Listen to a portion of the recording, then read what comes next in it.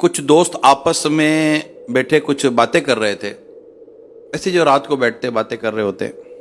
साथ ही एक मस्जिद थी, उस मस्जिद से इमाम साहब का बयान जारी था और आवाज़ उनके कानों में भी आ रही थी। इमाम साहब बयान करते करते कुछ यूँ फरमा रहे थे कि गौसे आज़म रहमतुल्लाह ताला अलैह फरमाते हैं, गौसे आज़म रहमतुल्लाह ताला अलैह फरमाते हैं।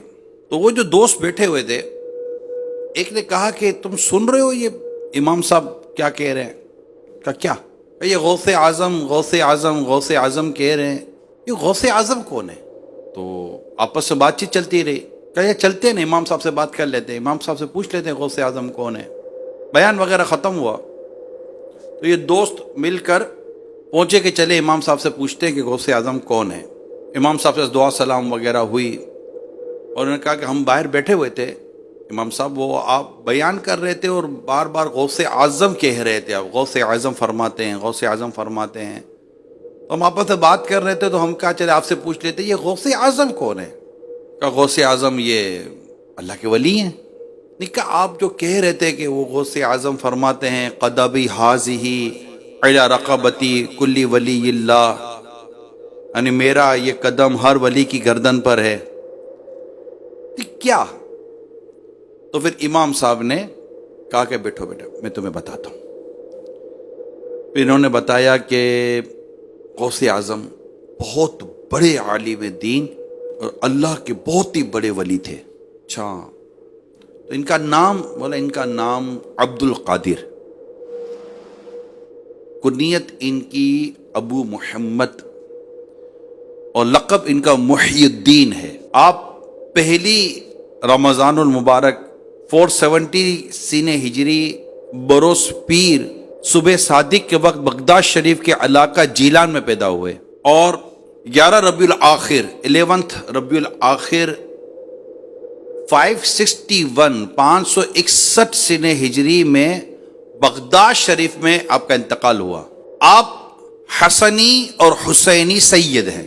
तो चंद दोस्त थे, तो दूसरे दोस्त ने ये इमाम साहब ये हसनी और हुसैनी क्या है? तो इमाम साहब ने जवाब दिया कि हमारे हुजूर गौसे पाक शेख अब्दुल कादिर जीलानी रहमतुल्लाह ताला अलैह का जो सिलसिला नस्ब है, वालिद वालिद वालिद वालिद वालिद के वालिद वालिद के वालिद, माँ की माँ उनकी अम्मी, जो सिलसिला नस्ब होता है, तो सिलसिला नस्ब वालिद की तरफ से हज़रत सैयदना इमाम हसन और वालिदा की तरफ से हज़रत सैयदना इमाम हुसैन तक पहुँचता है। इसीलिए आपको हसनी और हुसैनी कहा जाता है। एक और दोस्त ने कहा कि इमाम साहब हमें गौसे पाक के बारे में कुछ और भी बताएं। इमाम साहब ने कहा कि गौसे पाक इतने बड़े अल्लाह के वली और नेक बंदे थे कि इनकी दुआएं कबूल होती थी। ये मुस्तजाब दावत है, ये दुआ करते थे, अल्लाह इनकी दुआ कबूल फरमा लेता था। आप फराइज की अदायगी के साथ साथ नवाफिल की भी कसरत क्या करते थे। आपके बयान में जो हाजरीन होते थे, यानी जो बयान सुनने के लिए आते थे, इनकी तादाद 70 हजार तक बयान की जाती है। एक और दोस्त ने कहा इमाम साहब ये बताएं कि जब आपका नाम अब्दुल कादिर है तो फिर इन्हें गौसे आज़म क्यों कहते हैं?